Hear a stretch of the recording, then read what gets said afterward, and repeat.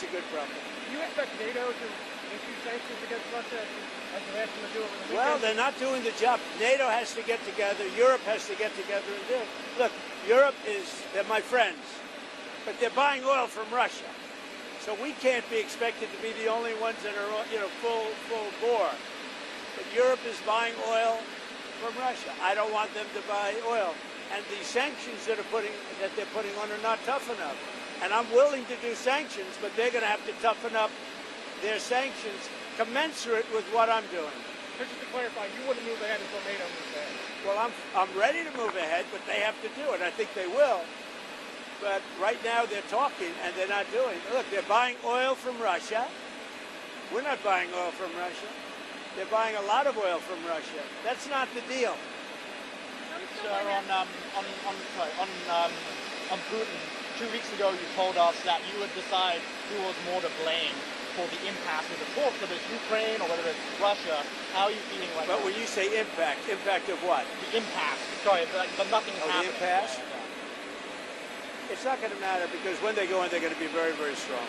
So it's not going to matter. Maggie, go ahead. Mr. President, European nations do still buy, some of them buy natural gas from Russia. Would you like to see that pulled back as well? That's not the deal, though. The deal is they're not whether it's natural gas or whether it's cigarettes. I don't care. They're not supposed to be buying from Russia. We're spending a lot of money giving. Now, I will say this. Right now, we're just selling weapons to NATO. It's pretty amazing. Biden spent $350 billion. I'm spending nothing. In fact, we're making money. But I want to stop the killing. So it just came out, or I think it came out, but I know for a fact, almost 8,000 young soldiers died this week between the two countries. A little bit more from Russia, but divided. When you're the aggressor, you lose more. I don't know if you know that, but in war, when you're the aggressor, you tend to lose more. But it was a little bit more for Russia, but it was 8,000, a little bit more than 8,017 actually, died this week in that war. Why? And they're Russians. They're not American soldiers, but they're still human beings. They're souls. And I want to stop them. And I stopped 7 wars. I thought this was going to be an easy one for me, but this has turned out to be tough. The hatred between Zelensky and Putin is unfathomable. Do you still believe that they will talk? That they will have a... I don't know. I think I'm going to have to do all the talking. They hate each other.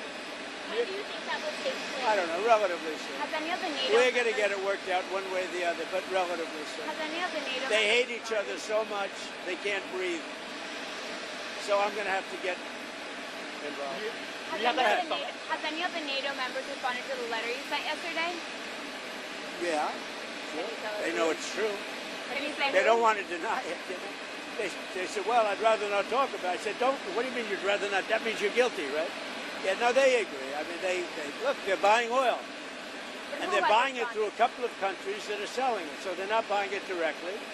Countries are buying oil from Russia and selling it into certain NATO countries. Not all, but certain very substantial NATO countries. That's not the deal. Okay? We all set? Are we all set? You go ahead, sorry, last one. Just to clarify then, do you anticipate the next step with the Ukraine talks to be a summit, like a trilateral summit?